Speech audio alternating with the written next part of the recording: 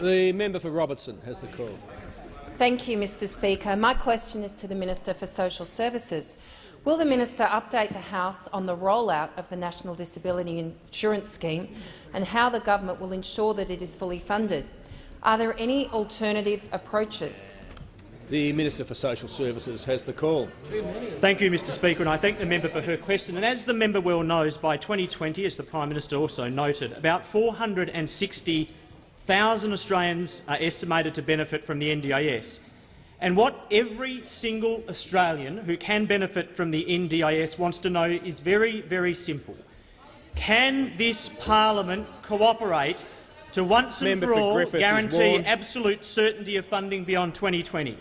It appears that almost everyone agrees that a 0.5% increase in the Medicare levy is the fairest way to provide this certainty. So, Mr Speaker, the Australian Federation of Disability Organisations, they say this gives peace of mind to people with a disability that funding for the scheme is secure. National Disability Services, they say paying for the NDIS through the Medicare levy will put funding for the NDIS beyond doubt. The Disability Advocacy Network, they say it seems to us that people do understand that this is a fair way to do it. And, Mr Speaker, why do people understand that this is a fair way to do it?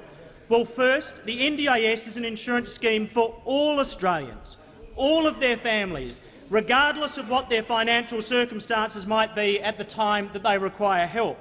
Secondly, the Medicare levy ensures that Australians with more pay significantly more of the funding gap, and Australians with less pay significantly less of the funding gap. So the top 7% would pay about 27% of the funding gap. The bottom 10% of income earners pay 1.6% of the funding gap. Who else agrees with the disability sector that this is fair? Well, each and every member on this side of the House agrees that this is fair. It now appears that 75% of the shadow cabinet also agree that this is fair. So if the Leader of the Opposition won't take the advice of his shadow cabinet, maybe he should take his own advice. In 2013, when the Leader of the Opposition was a Labor minister and he was advocating that the then opposition leader should agree to the Labor's 0.5% increase in the Medicare levy, this is what he said.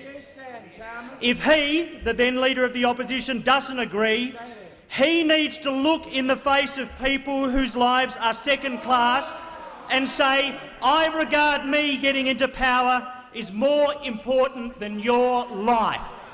So we now say to you, Leader of the Opposition, all of us say to you, if you do not support this 0.5% increase, you need to look into the face of people whose lives are second class, and you need to say, I regard me as getting into power as more important than your life.